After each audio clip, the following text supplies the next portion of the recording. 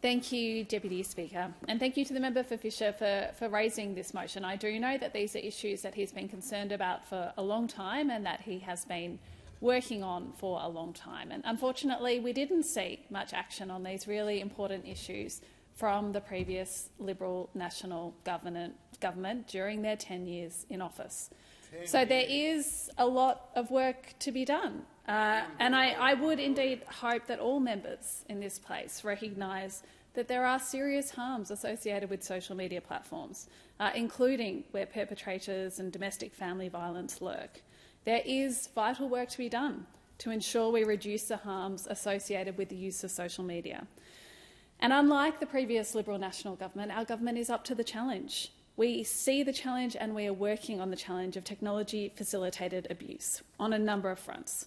We've provided $16.6 million in funding to the eSafety Commissioner, providing a team of experts to support victim survivors of tech-facilitated abuse. We are extending the National Online Safety Awareness Campaign to help protect Australian women from severe online abuse, including the sharing of explicit images without consent, illegal and violent content, and severe harassment and threats. We are funding an age assurance trial to prevent minors from accessing online pornography and examining how age limits for social media can be better implemented.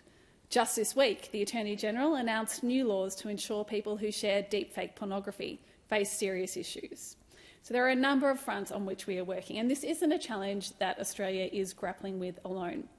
Governments and communities worldwide are trying to find a way through from what essentially has been a wild west of online social media platforms allowed to do what they want, to regulate them in a way that regulates for harmful behaviours with appropriate controls and safeguards. And we do need to get the policy settings right for all Australians. Social media platforms should deservedly be held to account for their role in all of this. We need to act thoroughly and we need to act effectively.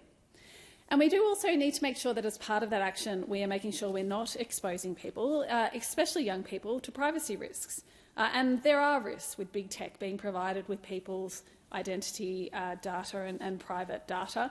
We certainly know that big tech do not have a good track record in protecting people who use their platforms. In fact, they are much more likely to be spreading your data to places that you have no idea about than they are to be protecting it. And of course, we do have a number of foreign companies involved in this space particularly, and there is a lot of discussion in this parliament, especially from those opposite, about the owners of TikTok being based in China. So we do have to acknowledge the harm, but we have to do the work thoroughly because we do not want to expose people, especially young Australians, to further harm at the hands of big tech companies that are just looking to make a quick buck from them.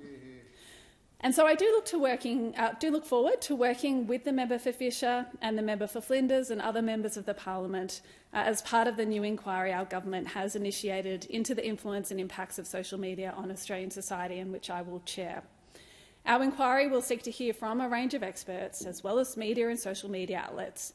But importantly, we will also get feedback from a wide range of Australians about the role that social media plays in their lives and the need to address the harms that we are seeing. We are clear that the way social media operates in Australia right now cannot continue as it has been. We do need to see change for all Australians. We do need to have a safer online environment, including for young people. And I do really hope and expect that we can do that work in a way that works across this parliament to protect Australians, without hurling inflammatory language and accusations at each other, actually recognising that it is our duty to work together to protect Australians and young Australians, and to hold big tech to account for the harms that they have too long washed their hands of, to look to how we build better online spaces and places. This is work that falls on all of us in this parliament. It is best done constructively without insulting each other. There is a lot still to be done. There is a lot of work underway. The role that social media is playing in our society and others is rightly being put under a microscope right now. I do look forward, through the inquiry that we will have, to bringing together experts, other Australians, to find a way through, to prepare for a reasonable, implementable way to protect Australians from social and online media harm.